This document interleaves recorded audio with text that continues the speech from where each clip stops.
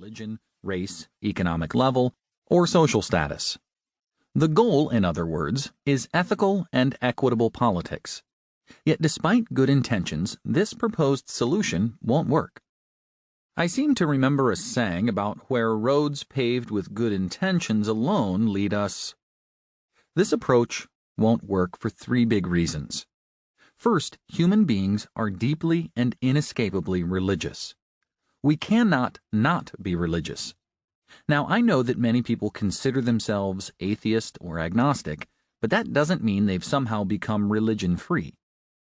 Religion is not a category that should be restricted to those persons who worship a supernatural deity. Most Buddhists, for example, would describe themselves as religious, but many of them do not worship a supernatural deity. That is why the Bible considers religion in terms of ultimate commitments. All human beings commit themselves to somebody or something in an ultimate way. All human beings have somebody or something to which they give their highest trust and love. That someone might be the God of Jesus Christ or the Allah of Muhammad.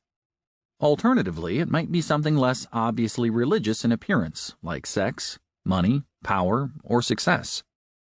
Regardless, that somebody or something sits on the throne of their hearts, commanding their loyalties, shaping their lives, and offering some sort of respite from life's pains and evils.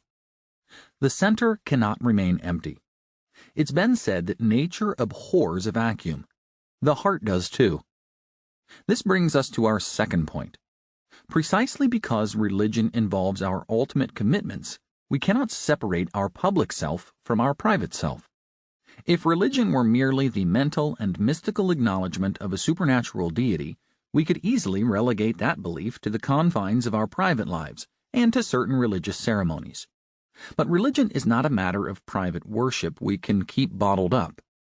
As the Bible defines it, religion is the central organizer of a person's thoughts and loves.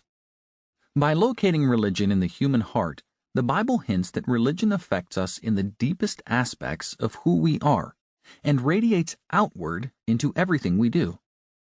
If a person really and truly embraces the God of Jesus as the Creator and Lord of the universe, that embrace will have a cascade effect, pouring down and out into that person's beliefs, feelings, values, and actions.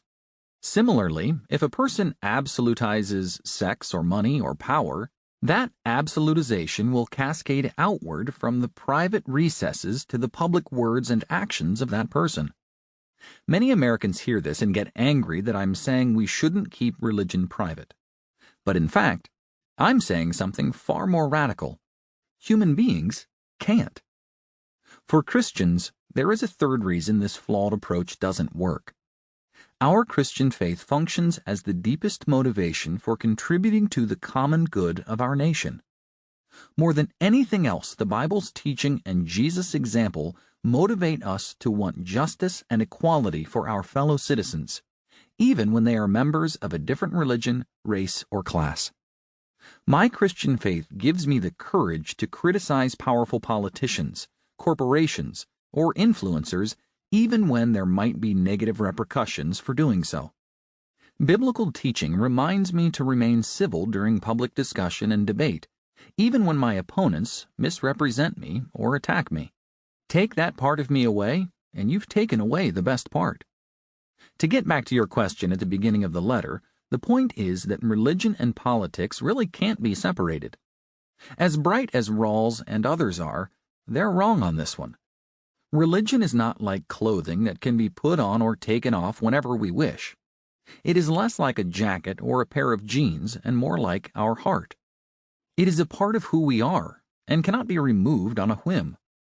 So, Christian, the point is this: don't try to get religiously naked in the public square. As you mentioned in your letter, however, many Christians mix religion and politics in unhelpful ways. You're right. There are good and bad ways to mix politics. That is why we should study the Bible and the Christian tradition with a special focus on how to employ our religious convictions in ways that are politically helpful. Consider, for example, the Bible's teaching that our words and actions should be characterized by truth and grace. If a Christian aims at truth but not grace,